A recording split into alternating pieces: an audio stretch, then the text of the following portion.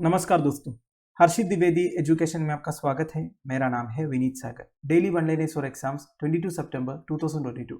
आज के इंपॉर्टेंट वनलाइनर्स कौन कौन सा है चेक करते हैं। सबसे पहला, skill app launched for skill development in leather sector. Minister of education and skill development Dharmendra Pradhan unveil किया है स्किल ऐप। स्किल ऐप का फुल फॉर्म है skill certification assessment for leather employees. ये बेसिकली एक वन स्टॉप सर्विस होगा for the skilling learning assessment and employment needs of the लेथर industry. तो India में लेथर industry में जितने लोग काम कर रहे हैं उनके लिए एक वन स्टॉप सर्विस होगा दोस्तों, स्किल डेवलपमेंट के लिए, लर्निंग के लिए, असेसमेंट के लिए और एम्प्लॉयमेंट नीड्स के लिए। इसके अलावा इंडिया में common facilities and skilling centres develop किया जाएगा दोस्तों। और ये जो common facilities and skilling centres है ये जॉइंट एफर्ट होगा ministry of skill development and entrepreneurship का, नेशनल स्किल डेवलपमेंट कॉर्पोरेशन का, CLRA का and leather sector skill council का। CLRA क्या है दोस्तों? Central leather research institute. ठीक है। नाउ कुछ इंपॉर्टेंट डिटेल्स है लेदर इंडस्ट्री के बारे में। इंडिया दुनिया का second largest producer and consumer of shoes है दोस्तों, बेसिकली जो लेदर शूज़ है। 9% ऑफ फुटवेयर जो दुनिया भर में प्रोड्यूस होता है वो इंडिया में प्रोड्यूस होता है। और इंडिया का जो लेदर सेक्टर है ये one of the youngest and most productive workforce है। क्यों ऐसे बोल रहा है? क्योंकि हमारे लेदर सेक्टर में जो 55% लोग जो काम कर रहे हैं वो अंडर द एज ऑफ 35 है। ठीक है। Now leather sector skill council क्या है? एक नॉन प्रॉफिट ऑर्गेनाइजेशन है created to help India's leather sector to meet the demand for qualified workers. तो बेसिकली इतना ही समझ लीजिए, लेदर सेक्टर में एक नॉन प्रॉफिट ऑर्गेनाइजेशन काम कर रहे हैं क्वालिफाइड वर्कर्स के डिमांड को मीट करने के लिए, वो है लेदर सेक्टर स्किल काउंसिल। अगला है India's presidency of AIBD extended for 1 more year. सबसे पहले AIBD क्या है? Asia Pacific Institute for Broadcasting Development. ये 1977 में फॉर्म हुआ था।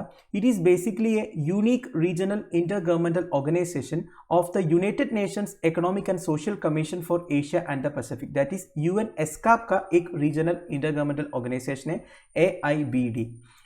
AIBD works in the field of electronic media development. तो इलेक्ट्रॉनिक मीडिया डेवलपमेंट AIBD का ऑब्जेक्टिव है। तो आप ही के हिसाब से AIBD की जो प्रेसिडेंसी है वो इंडिया के पास है, तो 1 साल का एक्सटेंशन मिला है इंडिया को। And presently government of India nominate किया है the chief executive officer of Prasar Bharati and director general of Doordarshan Mayank Kumar Agarwal को आज द प्रेसिडेंट ऑफ AIBD। समझ गए? तो प्रेसिडेंसी एक एक कंट्री को दिए जाते हैं, वही कंट्री नॉमिनेट करते हैं प्रेसिडेंट को। AIBD में अभी के हिसाब से 26 कंट्रीज है दोस्तों आज मेंबर्स। एंड इसे होस्ट करता है government of Malaysia and secretariat कहाँ पे लोकेटेड है? कुआलालंपुर इन मलेशिया में। नाउ UN-ESCAP के बारे में भी कुछ basic details. UN-ESCAP one of the 5 regional committees है दोस्तों under the jurisdiction of United Nations Economic and social council. ठीक है। तो रीजनल कमिटी मतलब ये जो एशिया पैसिफिक रीजन के लिए है UN-ESCAP जो है। UN-ESCAP का बेसिक फंक्शन या ऑब्जेक्टिव क्या है? To enhance the economic activity in Asia. तो एशिया का जो इकोनॉमिक एक्टिविटी है उसे एनहांस करना है and Asia and Far East के साथ जो इकोनॉमिक रिलेशन है उसे बूस्ट करना है।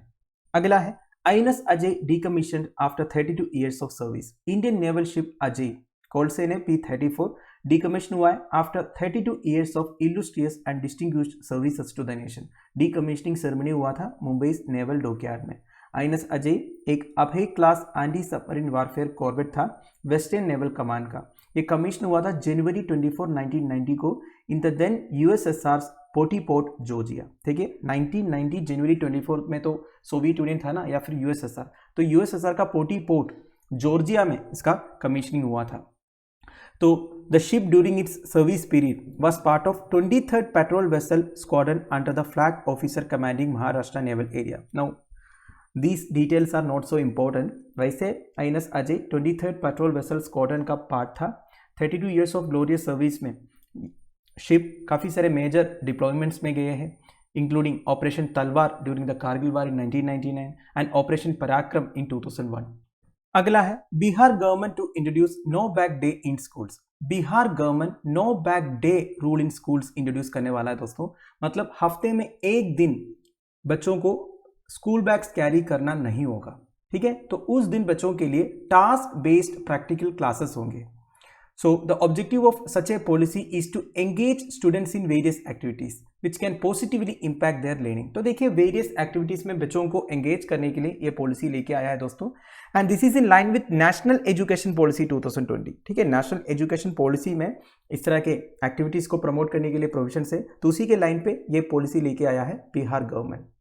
अगला है oldest third Indian and first from North East to cross the North Channel. Elvis Ali Hazarika एक टैलेंटेड आसामी स्विमर है, इन्होंने नॉर्थ चैनल क्रॉस किया है। नॉर्थ चैनल बेसिकली एक स्ट्रेट है जो आयरिश सी को नॉर्थ अटलांटिक ओशन के साथ कनेक्ट करते हैं। मैप में देखिए, इधर आपको नॉर्थर्न आयरलैंड दिख रहा है, इधर स्कॉटलैंड, दोनों यूनाइटेड किंगडम के पार्ट्स है। वैसे यूनाइटेड किंगडम में कौन कौन से कंट्रीज आता है? England, Scotland, Wales and Northern Ireland. ठीक है, तो नॉर्थर्न आयरलैंड एंड स्कॉटलैंड के बीच में एक चैनल है दोस्तों, नॉर्थ चैनल। चैनल और स्ट्रेट में डिफरेंस क्या है? देखिए स्ट्रेट और चैनल एक ही है। स्ट्रेट का एक वाइडर वर्जन है दोस्तों चैनल। वैसे स्ट्रेट जो है एक नैरो वाटर बॉडी होता है दोस्तों, जो दो लार्जर वाटर बॉडीज को कनेक्ट करते हैं। फॉर एग्जाम्पल इधर देखिए, यह है straight of Malacca. Straight of Malacca एक नैरो वाटर बॉडी है, पर ये जो स्ट्रेट है दो बड़े वाटर बॉडीज को कनेक्ट करते हैं। इधर आपको बे ऑफ बंगाल दिख रहा है, इधर साउथ चाइना सी दिख रहा है। तो इन दो लार्जर वाटर बॉडीज को कनेक्ट करने वाला एक नैरो वाटर बॉडी है स्ट्रेट। अब स्ट्रेट का एक वाइडर वर्जन है चैनल। स्ट्रेट मतलब छोटा होता है ना, थोड़ा बड़ा सा वाइड वाला स्ट्रेट को आप चैनल बोल सकते हो। ठीक है, देखिए channels can simply be defined as wider straits. They have the same characteristics as straits, only that they are bigger and have more navigable water। तो more navigable water obviously channel में होगा दोस्तों। ठीक है, अगला है Kolkata historical Alipore prison turns into a museum. Kolkata में एक हिस्टोरिकली फेमस प्रिजन है अलीपुर प्रिजन, इसे अलीपुर करक्शनल होम भी बोलते हैं। तो इस प्रिजन को एक म्यूजियम में बदला है वेस्ट बंगाल स्टेट गवर्नमेंट। तो chief minister of West Bengal Mamata Banerjee इस म्यूजियम का इनॉग्रेशन किया है। तो अलीपुर प्रिजन में हमारे काफी सारे फ्रीडम फाइटर्स आज प्रिजनर्स रहे दोस्तों। कुछ इंपॉर्टेंट फ्रीडम फाइटर्स का नाम इधर दिया हुआ है। First prime minister of India Jawaharlal Nehru, Netaji Subhash Chandra Bose, Rishi Aurobindo, Bidhan Chandra Roy. तो इसमें बिधान चंद्र रॉय के बारे में कुछ इंपॉर्टेंट डिटेल्स मैं आपको बता देता हूँ, बाकी सबके बारे में आप जानते होंगे। बिधान चंद्र रॉय का जन्म जुलाई 1, 1882 को हुआ था। एक्सीडेंटली इनका डेथ भी जुलाई 1 को हुआ था 1962 को। इन्हें पॉपुलरली बीसी रॉय कहते हैं दोस्तों। वहाँ से लेजेंडरी फिजिशियन, बेसिकली एक डॉक्टर थे, डिस्टिंग्विश्ड कांग्रेस लीडर थे, एजुकेशनिस्ट थे, फिलांथ्रोपिस्ट भी थे। He is credited to have transformed West Bengal from a problematic state into a prosperous one. देखिए BC Roy former chief minister of West Bengal थे। तो इनके टाइम पर बेसिकली पार्टीशन के टाइम पर वेस्ट बंगाल को इन्होंने एक प्रॉब्लमेटिक स्टेट से एक प्रॉस्परस वन में बदला था। पार्टीशन के टाइम पर मतलब ऐसा नहीं कि पार्टीशन के टाइम पर ये चीफ मिनिस्टर थे। वैसे वेस्ट बंगाल का फॉर्मेशन 1950 को हुआ था। ठीक है, तो पार्टीशन की वजह से वेस्ट बंगाल में काफी सारे प्रॉब्लम्स हुआ था दोस्तों, ये बात आपको मालूम होगा। तो एक प्रॉब्लमेटिक स्टेट था, उसे एक प्रॉस्परस स्टेट में बदलने में बीसी रॉय साहब का कॉन्ट्रीब्यूशन रहा है। 1961 में इन्हें भारत रत्न अवार्ड किया गया। एंड जब तक ये चीफ मिनिस्टर थे ना, तब तक ही worked as a doctor also. इन्होंने अपना कलकत्ता होम को एक नर्सिंग होम चलाने के लिए डोनेट भी किया था। तो दोस्तों दैट्स इट। आई होप आपको वीडियो इन्फॉर्मेटिव लगा होगा। लेक्चर की पीडीएफ एज यूजुअल आपको टेलीग्राम चैनल में मिल जाएगा, जिसका लिंक नीचे डिस्क्रिप्शन बॉक्स में प्रोवाइडेड है। Thank you for watching, bye bye, have a nice day.